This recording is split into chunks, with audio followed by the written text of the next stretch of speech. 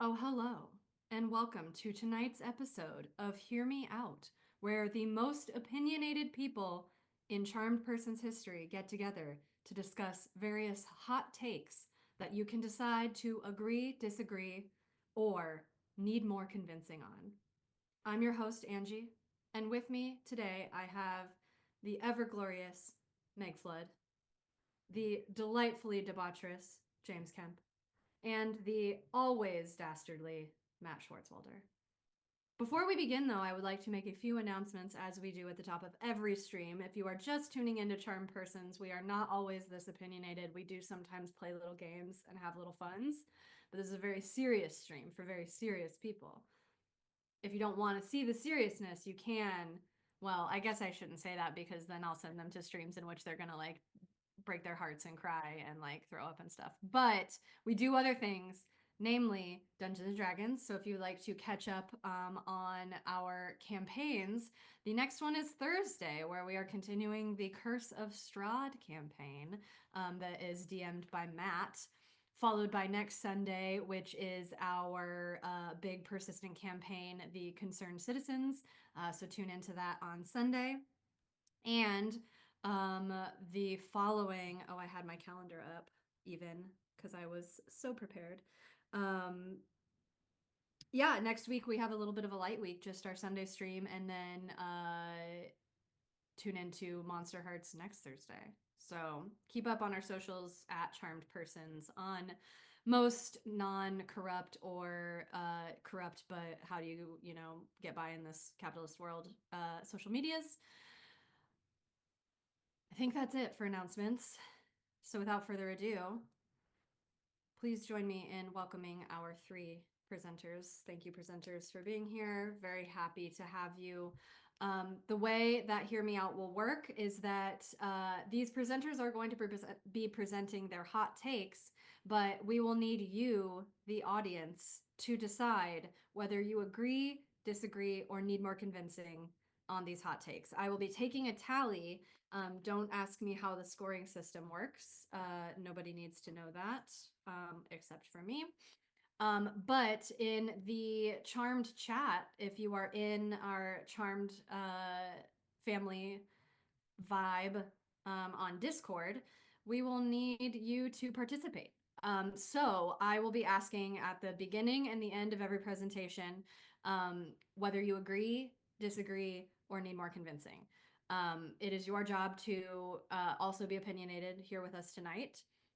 And so to give us a little taste kind of what's to come, I have developed my own very exciting practice of opinion that I need from you guys. So really important question. I'm going to show you two pictures and I need you to decide which is correct. So just to get your opinions flowing, to get, your critical thinking skills on.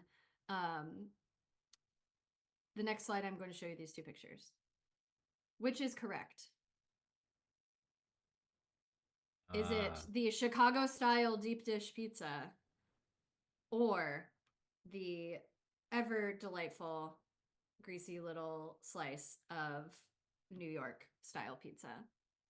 Please, in the chat, feel free to tell me. Okay, we have some. We're coming in right at the top with an NY slice, and feel free, my presenters, get in with your hot takes.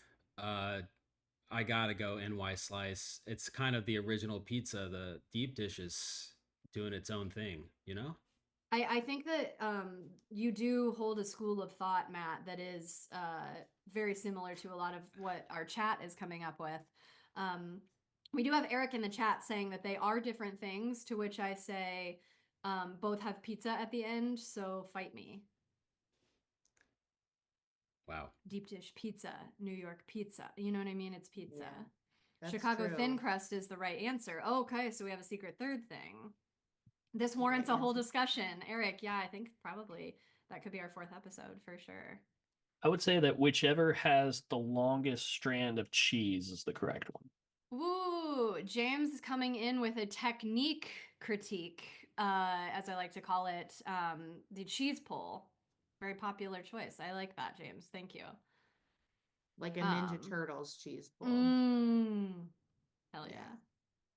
yeah. Yeah. Well, that Ninja Turtles, that's an NY slice all day, though. Absolutely. It is true. You're absolutely right. Could you imagine a Yeah, deep dish. Ninja Turtle with a deep dish? I mean, they probably would love it, to be honest. Oh yeah, they would. Okay, so that is just a little warm up for everybody. We seem to have some participants in the chat. So, audience, feel free to chime in whenever you can. But without further ado, let us get to our first presenter. Oh, this is just a reminder so you know what you're voting for. Absolutely agree. I need convincing, disagree completely for these guys. Meg, would you like to start us off with your hot take of the evening? Yes, thank you so much, Angie. Much appreciated. Thank you so much for having me here. This is a very, very, very important subject and topic to be discussing. And I'm just really glad to have the platform to do so. So my hot take is that School of Rock is the best movie to come out of the year 2003. Hands down, no other winners. And that's my hot take. Thank you. All right. So, School of Rock, Meg has said, is hands down the best film from the year 2003. In the chat, if you completely agree with this, please say so. If you completely disagree with this, please say so. And if you need a little more convincing, please say so. I'd like to have the answers roll in right now in the chat. I find it hard to believe that anyone's gonna disagree, but you know. I'm sorry, I've never seen this before. This is an unprecedented event. But in the chat, instead of the individual people are typing, it just said several people are typing. Unprecedented event. That was so fun. Okay, so we have some people who might need some convincing, Meg. Okay. So it's teetering on the edge. Michael does need to look some stuff up. Perhaps Dory. We'll see when we get into the thing, but perhaps there is a need for a basis of which you're making this claim on in the form of a list of other 2003 movies. Yes, we will but definitely yes. dive deep into the 2003 movie lore. And I thought you would, Meg. Knowing you and your thoroughness, I really am looking forward to this presentation. Thank you. Matt, you just wish it was Fury Road. LOL. All right, so get your votes in so that we can get started with Meg here. And then it looks like once we slow down, I think we're waiting on potentially one more person. All right, Meg, the floor is yours. Please tell us why School of Rock is hands down the best film of the year 2003. Wow. Thank you so much. First, I'm just going to go to the next slide because I don't know what's next. Okay, great. This is the first really the first thing to really kick us off here is a quote from School of Rock itself. You're not hardcore unless you live hardcore. And I live by that every day of my life because this movie taught me to do so. And let's just dive in. Class is in session. Okay. So first you might be asking yourself, what the heck is this movie? What is School of Rock? I never heard of that in my life. Well, let me give you a quick little rundown. Even if you have seen it and it's been a minute, I just want to refresh your brain. So there's a character, his name's Dewey Finn, played by Jack Black. He gets kicked out of his band and thus depressed as fuck, okay? Now, who wouldn't get depressed when all of your dreams of becoming a rock and roll god get squashed by some pussy ass rejects who don't know good music if it slapped them in their Adam Pascal's apple? Okay. And that was a really good joke because the guy who kicks him out is played by Adam Pascal. Okay. Now, he's got no money. He's got no prospects. He's already a burden to his roommate, who is none other than Ned Schneebly, who we'll get into who plays Ned Schneebly here in a second. But he's a substitute teacher, this Ned Schneebly, and Dewey, Jack Black, pretends to him accepts a subbing job at this elite snobbish private elementary school to make some money. And he finds out that these kids are actually dope as fuck and they can rock big, okay? He says, oh, I'm just not going to teach them anything at all. And we're going to do a little class project called Rock Band. He essentially decides to teach them all about music, no math, no science, anything. But they don't realize that he's entering them into a battle of the bands to win a bunch of prize money that's just going to solve his problem. So he's using them. But along the way, he not only teaches them about how rules are made to be broken, to stick it to demaniosis, and to live the life you want to live despite what people tell you you have to be. And they teach him to forego his selfish ways and think about others more. So it really is a true tale of teaching not only kids and adults the same lesson. Don't be afraid to be yourself, okay? So all that to be said, the plot alone takes the cake, all right? But let's dig a little deeper, shall we? Okay, it's written by freaking Mike White, the GOAT, who, as I mentioned before, is the character of Ned Schneebly, okay? Mike White, if you're wondering, you're like, wait, where have I seen his face? Where do I know him from? You can see on the screen, he wrote White Lotus. He created and wrote White Lotus. So we have the GOAT of television writing who popped off with this original incredible plot that I just went into very descriptive and very informative detail of before, okay? Now, what other things has Mike White done just to, help out anyone? He wrote Orange County, which might not stand the test of time today in the year of our Lord 2025, but it's still kind of a classic from the early 2000s. He also wrote a few episodes of Freaks and Geeks, okay? He wrote some Dawson's Creek, and he wrote Pitch Perfect 3, and he was given maybe possibly the worst IP known to mankind, the Emoji Movie, and he sold that motherfucking shit, dude, okay? So, if I haven't told you already that, like, this movie rocks because it's written by the GOAT himself, let me just go a little deeper, okay? Next thing we have are the movies that also came out in 2003. So we have The Lord of the Rings, Return of the King. Okay, we have the first Pirates of the Caribbean, X2, Freaky Friday, Finding Nemo. What does that say? The Matrix Reloaded, okay? Like, sure. These are all arguably pretty exceptional movies.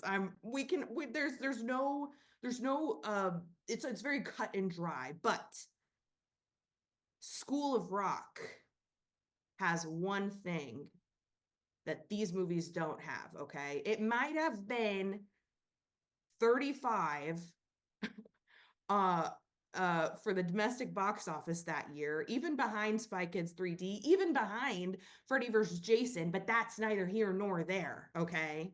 Because School of Rock has one thing, and you know what that one thing is?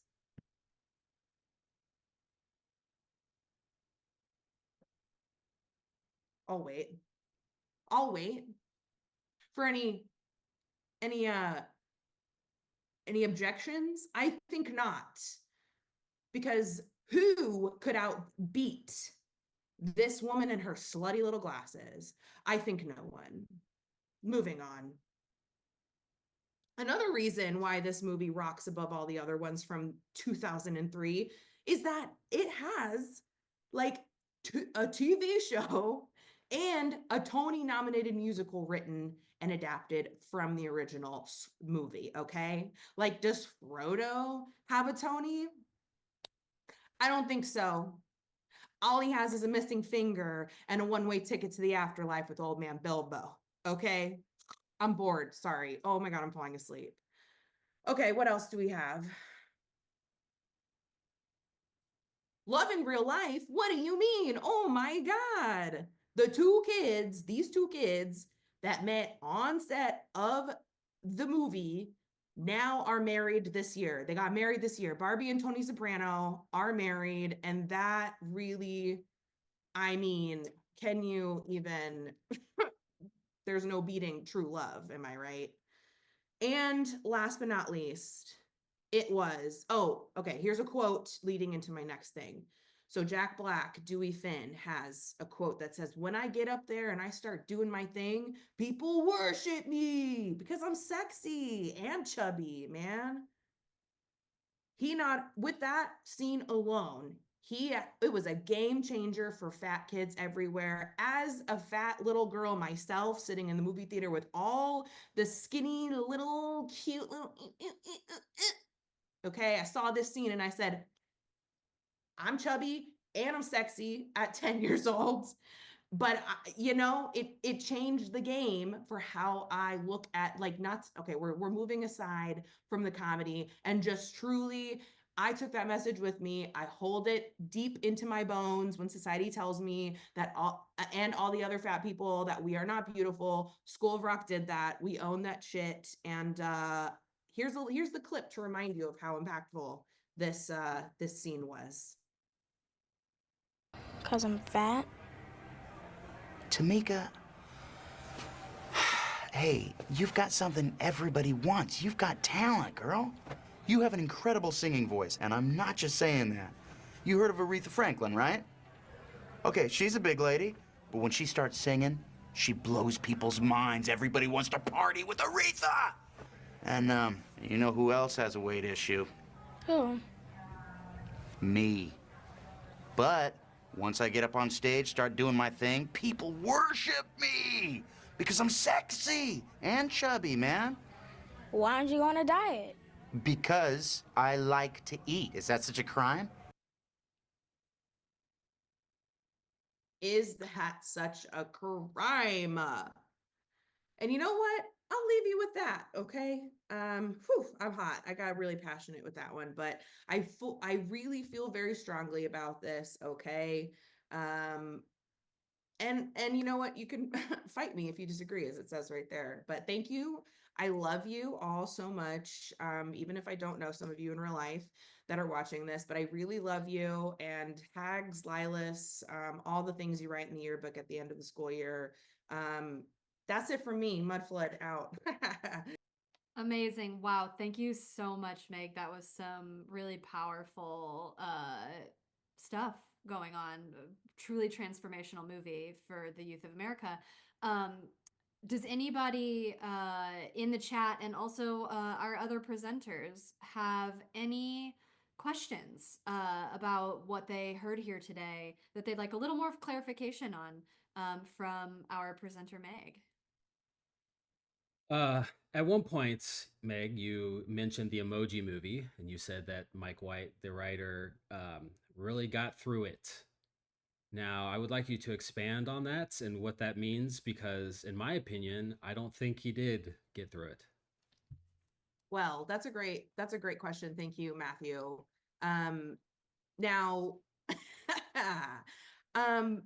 I've only seen maybe the first 20 minutes of it, okay? But I don't think that takes me away from my point, because yes, I was sitting with my nephew, and yes, he's 4, and yes, he was thoroughly entertained, and I'm 31, and I'm not, I'm not the target demo.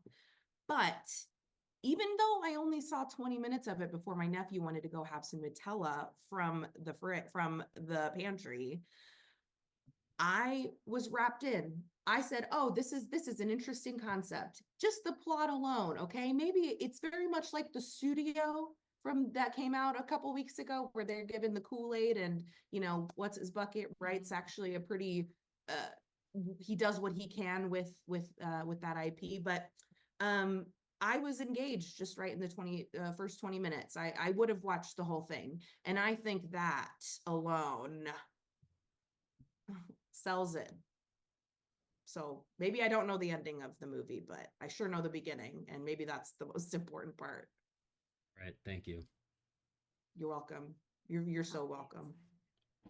I have a question. Yes, James, thank you. Do you believe that there was an intentional juxtaposition in the year 2003 between School of Rock with the message, you can be sexy and chubby, as opposed to Pirates of the Caribbean, which encouraged people to become skeletons and never die? I think you're really very much onto something. yeah, I think there was a juxtaposition, and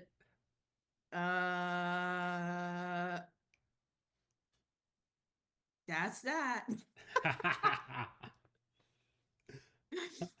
Thank you so much And- for your question. Yeah, fair. I'm not sure if this is a serious question, but we do have one Yes. in the chat from Michael. Does School of Rock have a cunty lady with nail knives? And he has posted a reference picture in the chat. I'm not quite sure what it is referring to, but it is pretty cool.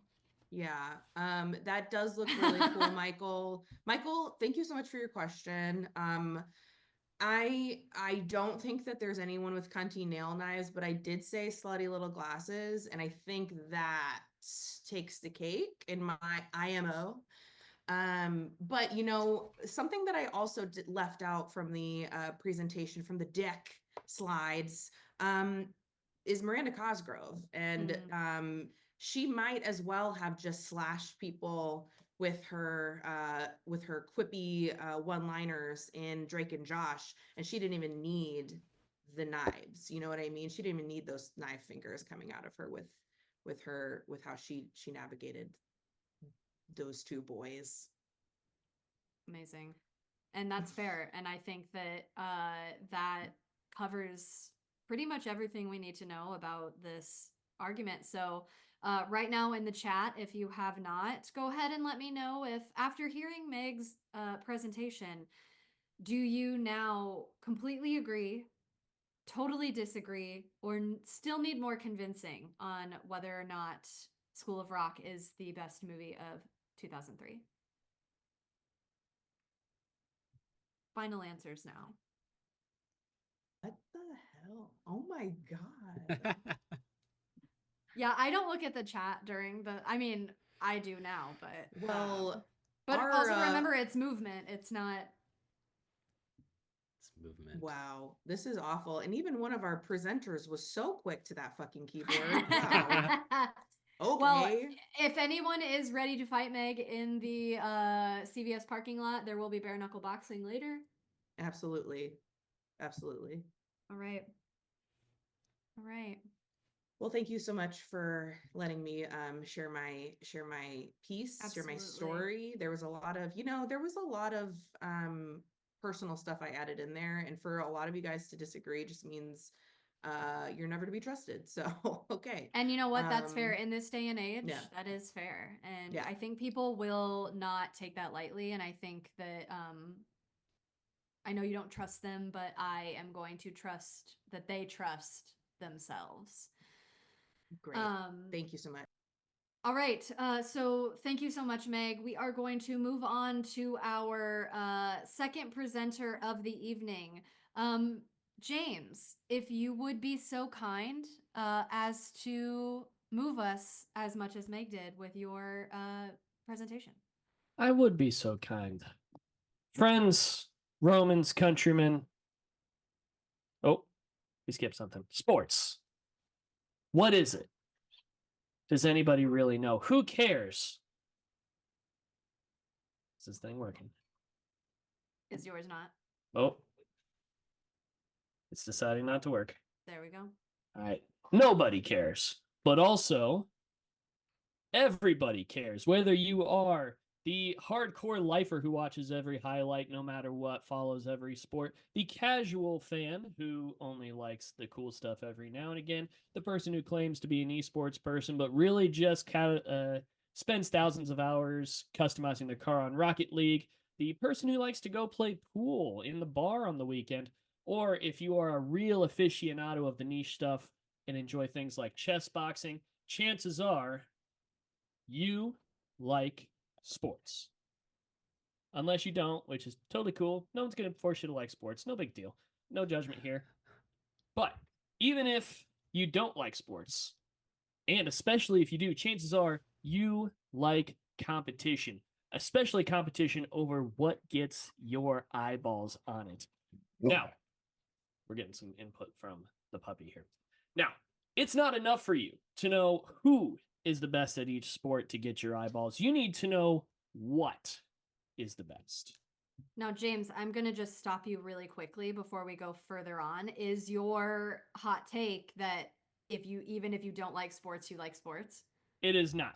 Oh, it's not? Okay, cool. I just wanted to make sure we got input, so let me know when you're ready for the input. This is exciting. Oh gosh. Doing a lot of setup. I apologize. Yeah, no, this is beautiful. Keep going. But- Sorry to interrupt. You not only need to know who is the best at each sport, you need to know what sport in and of itself is the best. There's a lot of things competing for your attention these days. So, I am going to attempt to end the debate that has long divided the people of America and also only a few people around the rest of the world. Most of the rest of the world seems to have it figured out, but we do not. But I believe that I have a formula which will prove that the greatest sport in the world can be empirically identified through evidence-based inquiry and analysis. That is my hypothesis. Okay, amazing. Thank you so much, James. So, our audience and our presenters, feel free to slide into the chat here to let us know if you strongly agree or disagree completely or need more convincing that James has come up with a evidence-based inquiry and analysis that will prove that the greatest sport in the world can be identified. Oh, Awesome. we got a lot of need more convincing. James, I think you've made a really hearty argument here. I also apologize. There's a dog literally sitting in Oh, barking at the microphone. So, oh, I love that. if We'll you hear allow barking, it's probably not me. it. But if it is. All right, we got a lot of need more convincings, which is a kind of good place to be if you're going to move people, because this is a very neutral stance. Okay.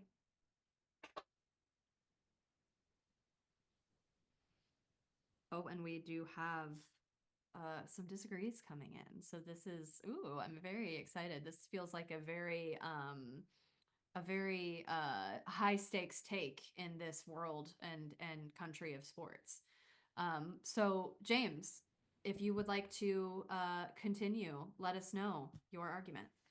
I am ready to roll. So, first, my qualifications. Why am I going to be the person giving you this information? I have nearly 3 decades of experience in the sports world as an athlete, employee, coach, and fan. I am trained in research methods and data analytics. I am an experienced sports and entertainment marketing educator. I am the co host of a fantasy football podcast. I have over 24 championships across various fantasy sports. I am a retired youth athlete, and I am proficient in interpersonal communication and Microsoft Office tools. All of this you can find on my resume. Furthermore, to really break this down, we got to lay out our methodology a little bit. First, we got to say, what is a sport? We got to make that definition clear. And even more importantly, we have to define greatness. There's no point in identifying great sports if we don't know what great is. Then we need to gather and analyze our data. Then we profit. That is to say, we present our information that we have found. So first off, what is sport? You'll find there are many, many, many definitions out there. And, oh boy.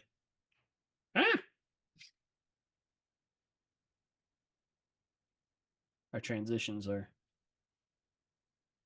being a little wild. Oh no.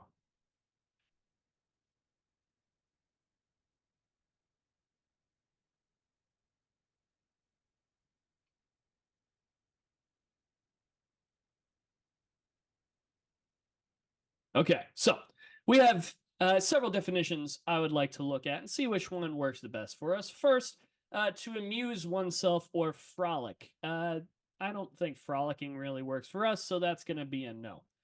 To mock or ridicule something, to speak or act in jest, that is also a no from me. A source of diversion, recreation, maybe. Sexual play, probably not. A sport in which participants contest alternating rounds of chess and boxing. A sport, maybe not sport, but a game, competition, or activity needing physical effort and skill that is played or done according to rules for enjoyment and or as a job. I can live with that. That seems like a good definition. What makes a sport great? In my opinion, I believe that striking a chord between brains and brawn is the key to making a sport impressive to the viewer and therefore great. For us brains, the degree of intelligence required to be successful in the completion of a sport's victory criteria, and brawn, a degree of physical skill needed to do the same. Some examples for brains, your probably ultimate sport, if you want to consider it a sport, would be chess. And on the other side, boxing. Perhaps there is a sport that can perfectly meld the two. Maybe a chess boxing. Perhaps there's something in there for us to examine. Now, we have our criteria. Now let's look at some sports.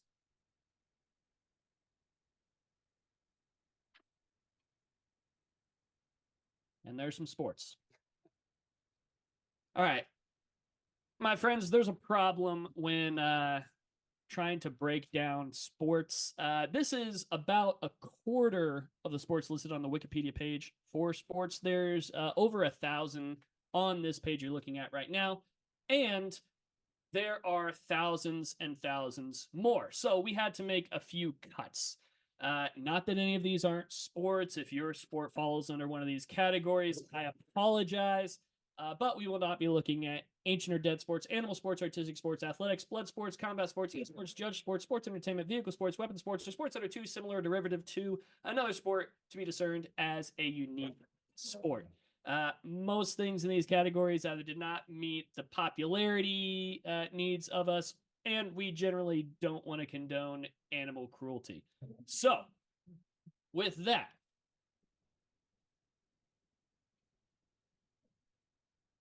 the data. I took the liberty of sending out a survey to a randomly selected group of respondents, asking them to rate 27 of the most popular sports in the world on a scale from 1 to 5 in terms of the physical ability that they thought was required to be successful in it and the intelligence that they thought was required to be successful in each sport. My little dots on the graph are what we found. So, I apologize for the dog. We are ideally looking at something that falls in the top right quadrant for our great sports. And what we found, oh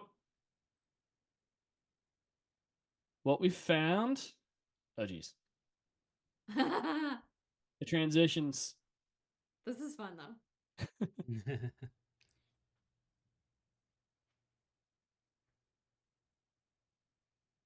Is that not the right one? Nah, there's more on this page.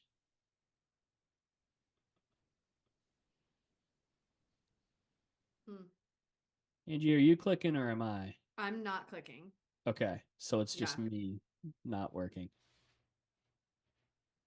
Okay, well, I know what's on here, so I can tell you what's on there. For us, our accolades for this study, what we found were that your most what people thought was the brawniest sport was basketball. What people thought was the brainiest sport was baseball, and the one that scored the best overall was American football. The NFL wins again. They rule the world as they so often do. But now we get to Lee Corso, not so fast, my friends.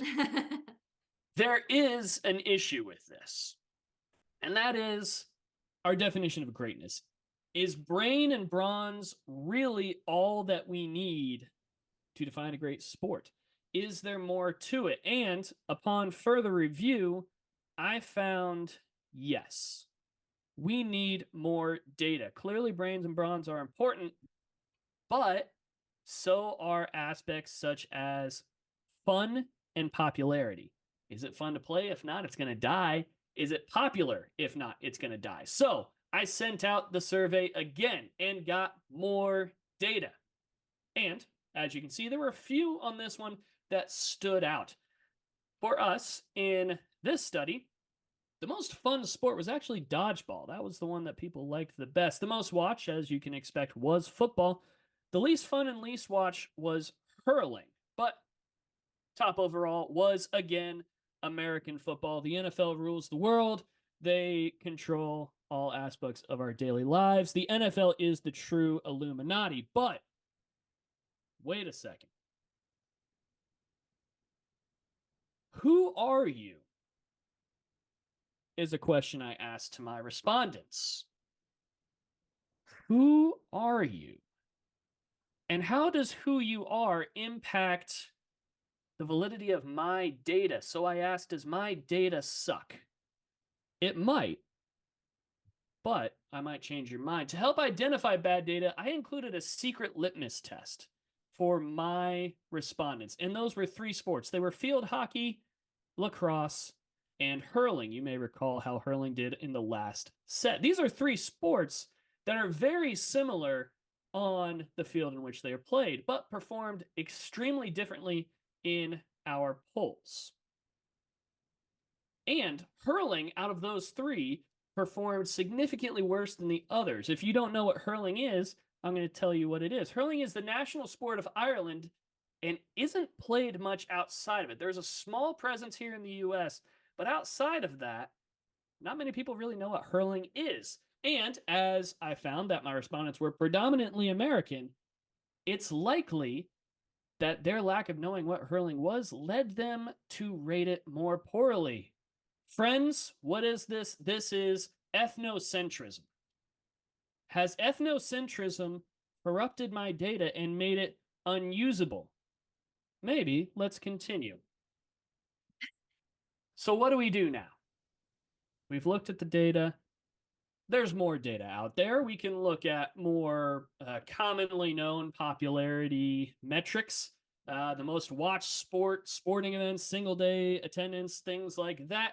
All of that might give us a little bit of a more clear picture. But then I realized there's a problem with all of these numbers too. There's a problem that makes all of these irrelevant. Remember, popularity does not equal greatness. Greatness is a combination of all things, and our definition of greatness, by definition, cannot be quantified. So if we're looking specifically at those pieces of data, they actually do reveal something about our argument and our studies. And it's actually that ethnocentrism piece that proves our point. And if 8 billion people responded to our survey, the resulting data would empirically reveal what the greatest sport in the world is. But it would not all be the same, because the greatest sport in the world can be empirically proven to be your favorite. Thank you for your time. Wow. Wow. All right. What a twist. What a twist. Thank you so much, James. I would like to open it up now to questions from our presenters and from our chat on James's presentation, on his data, on the kind of crazy journey that we just went on to end up with the greatest sport in the world being your favorite sport. The chat feels edged, so we'll just go ahead and throw that out there. But yes, presenters, do you have any questions for James here? No, James, excellent presentation. Thank you. Just curious, what is your favorite sport? The correct answer would be my favorite sport is whatever is in season. But you know, chess boxing has that allure. It is a very brainy and brawny sport. Interesting. Thank you. Thank you for your question. I do have a question, James. I noticed in the long list of Wikipedia sports, I did see one called yak skiing. Yes. And I was wondering if you had any insight or could give us any insight onto what is yak skiing. You know, if you look at that page long enough, you're going to see some crazy stuff. Yak skiing, I would assume, is putting skis on a yak and then pushing said yak down a hill and or mountain. Excellent. That's what I hoped. But I do recommend looking at that Wikipedia page and Yeah. just spending some time falling down the rabbit hole because it gets wild. I know what I'm doing tonight. I have a question. James, great presentation. I know someone also mentioned this in the chat, but wondering what litmus means. A litmus test. That would be something which basically is a pass-fail validity check. Mm. So, like, if you've ever seen the movie Inglorious Bastards, the holding up the 3 instead of the 3, that's a litmus test to tell if the guy's German or not. Heard. Thank you so much. Yeah. Needed the vocab. We do have a question in the chat from another sports fan, James. Zach's question is, should we trade Anthony Richardson? That is a phenomenal question. I'm going to say no, because I don't think we should trade Anthony Richardson. I think we should let Daniel Jones start so that we can tank for Arch Manning. And that is a hot take within a hot take, for sure. There you go. Surely, I think that seemed... I agree. Yeah. Okay. Same, Meg. So at this time now, chat and presenters, go ahead and let me know after hearing James's riveting presentation. Do you agree, disagree, or need more convincing that this empirical data all brought us back to the greatest sport in the world is your favorite? Go ahead and pop that in the chat now. I will be taking tallies.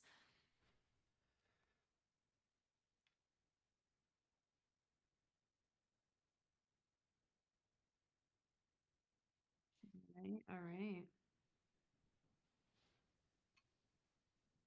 Okay, we've got some movement.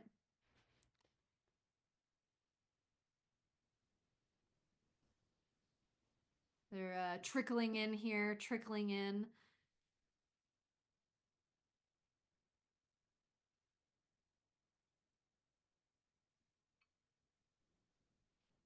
All right. Let me just say, this was an unfair advantage because he had a dog, okay? He has a dog. Yeah. Well, I- halfway there through, was the a dog dog. did exit. So I only had an unfair advantage for like the first half. Okay. And is that when your technical problems started? Because if so, we need to look in on that. The You know, dog has that been could be growling. it. Maybe something about the static electricity in the fur. Could be. All right.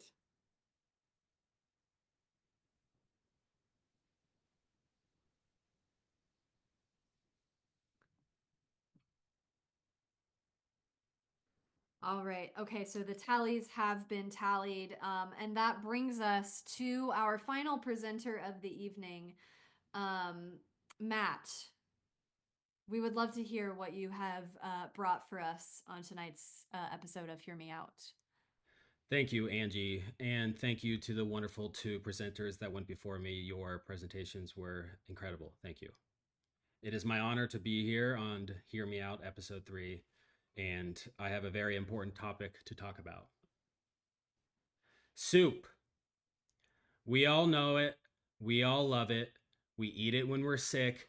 We eat it when we're cold. It's one of the few staples of our lives that is with us for our entire duration of when we're born until we die. But sometimes when you eat soup, I know you feel it. There's a little tingling in the back of your head, back of your mind. Something's not right. Something is missing. This is not what it seems to be. And that's because soup is evil. How the devil infiltrated our lives through soup.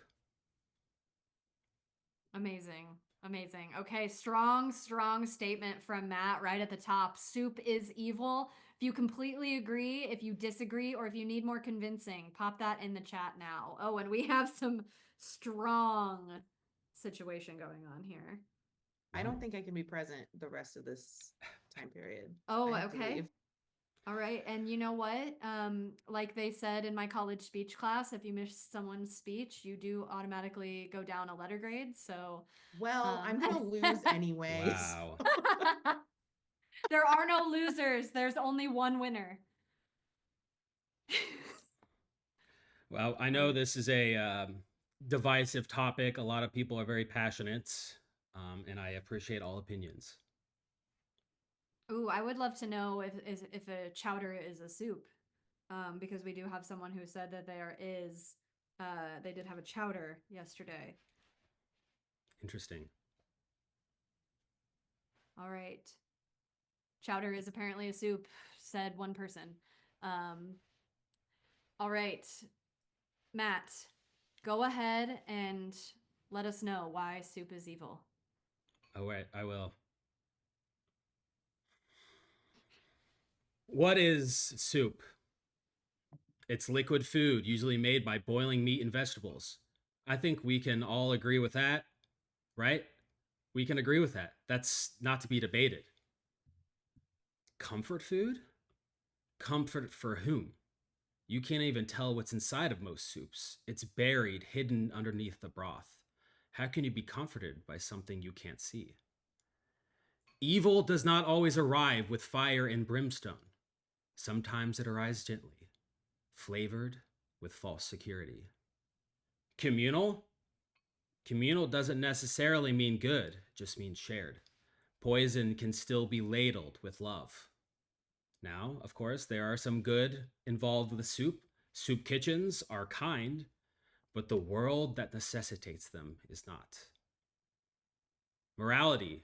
Is it moral to eat soup? Yes, it is. But is soup moral? Soup is often presented to you as, here's something to keep you alive, not, here's something that is worthy of you. Also, it looks bad.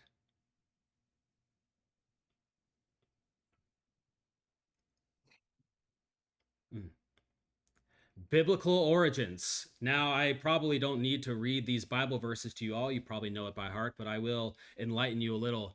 Genesis 25, the story of Esau. He was out in his field, exhausted and hungry, and his younger brother was cooking soup. And Esau came in and said, "Younger brother, I need some soup." But his brother said, "I will only give you this soup if you give me your birthright." And Esau said, "Yes." And he ate the soup and he walked away. It's weakness. That's short-sightedness. That's spiritual failure. That's one of the first deal with the devils that the Bible ever talks about. 2 Kings 4:38 through 41. During a famine, Elisha's disciples made stew with wild herbs, but unknowingly they used poisonous gourds, and the stew became deadly. Even when it's made with good intentions, soup can kill. There is death in the pot. Temptation, weakness. What is the price of short-term pleasure? Yeah, you'll eat the soup, but what next? Spiritual compromise. In scripture, soup is never celebrated. It's always associated with sacrifice and loss. And of course, there's the devil's soup bowl, which is a real thing that exists.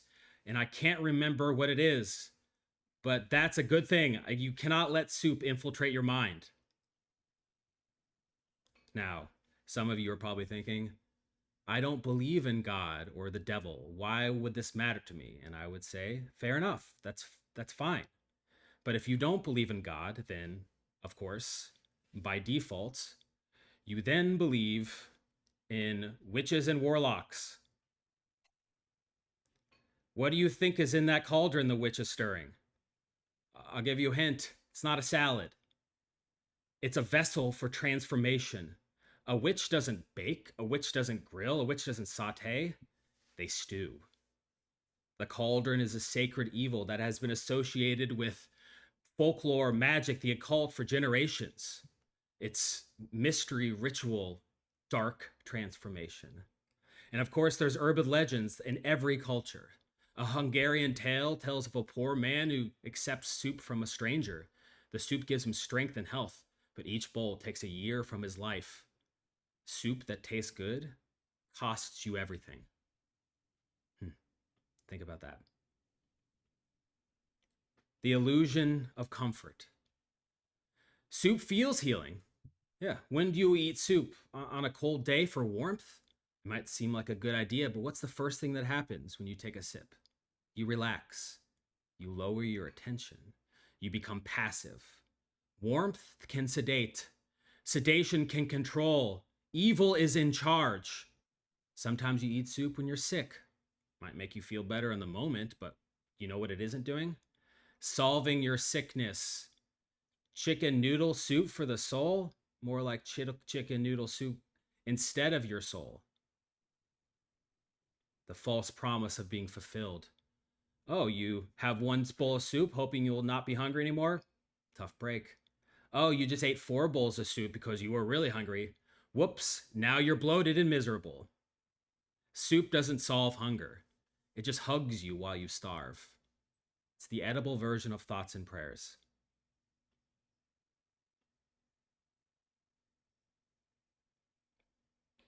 Death of identity. Soup is not just a tool of the dead, it is a symbol of something much more insidious. What happens when you add your ingredients to your soup? They lose shape, they lose texture, they lose their name, they become hidden.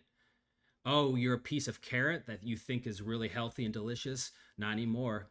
Just mushy blob buried with the rest of the brown water. This is not unity, it's erasure. Soup wants us to think we're part of a whole, when in reality we're just another component, lost to the big picture.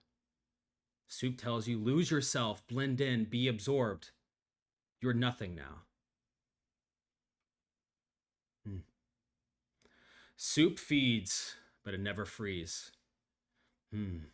Feeding the hungry doesn't require dilution, it requires dignity. You don't need soup to show care, you need substance. Famine. Soup arises when there's not enough food to go around, which is a good thing, but it symbolizes a lack of something. Souperism, the Irish famine, the Protestant church would only give soup to the starving if they converted to their religion. A tool. Choose Protestantism or starvation. They are controlling you. Depression, political or emotional. Soup has always been used as a political tool. It hides failure. It's a symbol of survival without dignity, and worse, a substitute for systemic change. Yes, we ruined the economy, but we fed you some soup. What else do you want? Prison. Look at all of history's darkest places, prisons, orphanages, refugees camp. You'll find soup. They're not feeding soup to save you, they're feeding it to keep you quiet. When there is soup, there is suffering.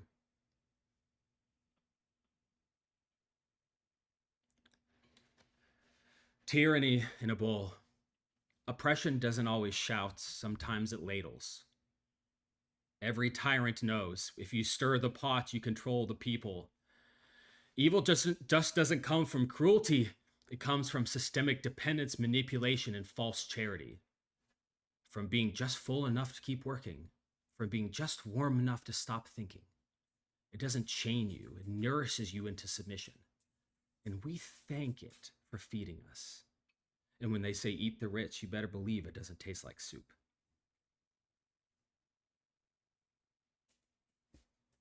The myth of the melting pot. One of the best parts of living in this country is that all of our cultures come together in one big bowl. They interact, they play with each other, they're on display. But it's called a melting pot. Why? What happens when you melt something down in water? The individual flavor vanishes, the shape dissolves. Kills culture in the name of ease and comfort. Melting pot is a loss of uniqueness, masked as unity. To me, a great culture is a mosaic. Many cultures proudly displayed within each other, not a mushy broth of erased identities that don't mean anything now. If diversity were soup, everyone would taste like lukewarm beige. Soup doesn't celebrate difference, it erases it. They want us to stay broth. And of course, has always been in plain sight around us.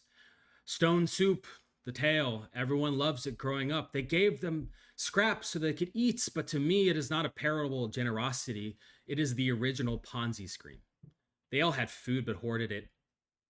Coraline, one of my favorites, Coraline exits her dull world to go to the other world. And there she finds the other mother who cooks her elaborate food like soup. And she's filled with warmth and love, but there's evil. The other mother wants to take her soul, and Coraline nearly gives in. It fed on her instincts, controlling underneath. Seinfeld, there's no angel, soup angel. Dickens, his work is saturated with soup as a symbol of poverty. Please, sir, I want some more. Little Oliver there doesn't want some roast beef. He's asking for more thin, watery soup.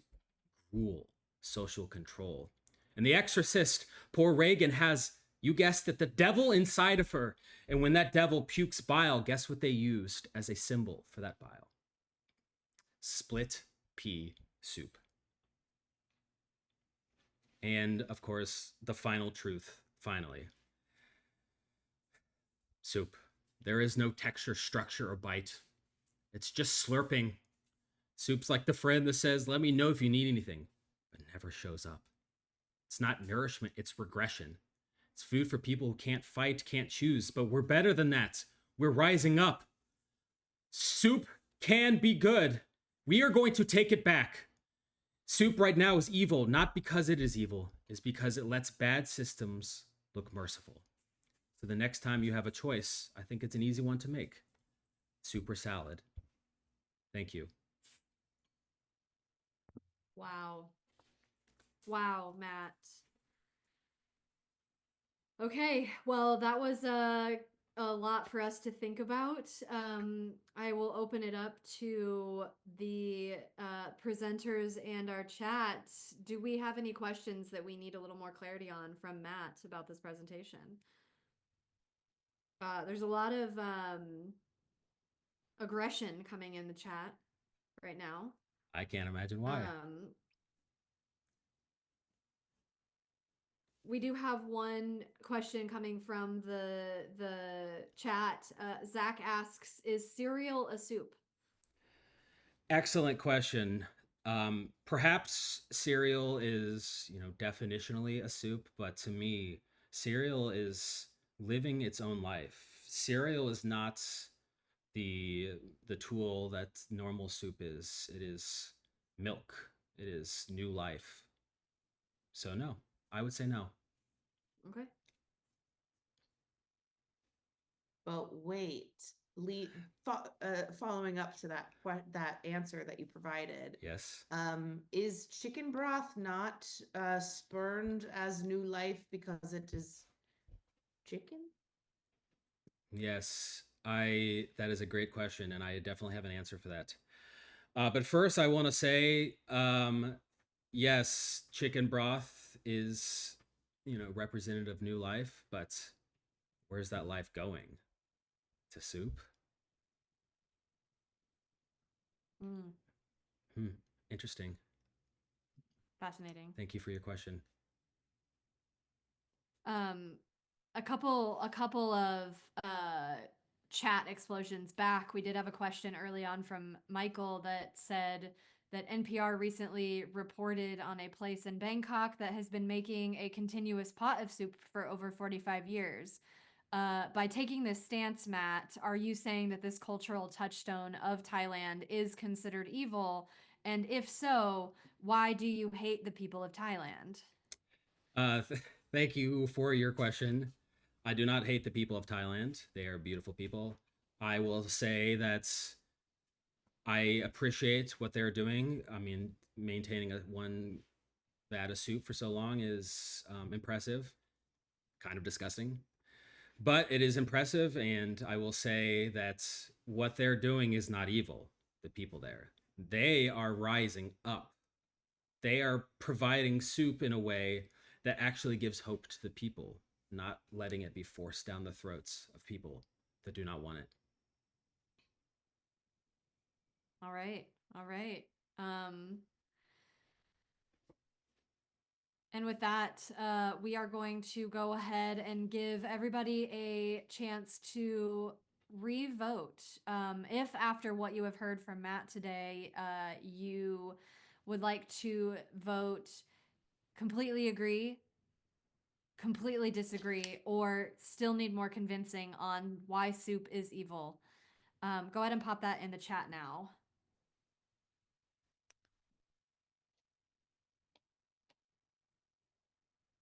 Matt, you may find that after this presentation, any text to some of your counterparts may not be going through. There are some threats to block your number. I think you've really done a fantastic job today of alienating an audience for sure. Well, that's fine if you want to block my number, but I think we all know what that means in regards to, evil. Sometimes people aren't ready to face the truth, and you, this Angie. might be a couple years ahead of your time. So I will say, don't take it too hard. Cool. Thank you, Angie. I appreciate it. And also, I think that there are some people having physical reactions of anger in their bodies, quite possibly maybe for the first time. So that is also a step in the right direction in terms of emotional growth. So I would encourage our audience to kind of lean into those findings. And I'm going to go ahead and finish tallying. Eric, yes. Can I just say that the presenter that just went voted for agree for himself, and I don't think that's fair. Oh yeah, no. If you voted for around yourself during your presentation, I did not count it. Okay, and disqualified, right? I wasn't No, I no. wasn't trying to get my vote counted. I was just being confident in myself. Okay. All right. All right. And with that, our presentations have come to an end. Thank you all so much. With the end of our presentation does come the winner of this episode that gets absolutely nothing except the accolades of a job well done and with the most movement on changing the hearts and minds of our audience. So I will say, unsurprisingly, to probably the chat and most people, our winner today, with a movement of 6 points, from 0 points to 6 points, is James with his hot take on sports. What was it? No, I can't even. I'm so enamored with all these presentations. That the best sport is your favorite one. We do have a thumbs down from Meg. I will say, very close on all of them, though. James had the most movement, but we did have Meg with the most people changed from a neutral to a negative. And then we had Matt, who remained the pretty much same across the board. So, Meg, I would say by that standard, you did achieve second place. And then Matt, you did come in at a strong third with maybe quite possibly the hottest take that the world is not ready for. Thank you all so much. Thank you so much to my lovely presenters, Meg, James, and Matt, for your bravery today. We really appreciate it here at Charmed Persons.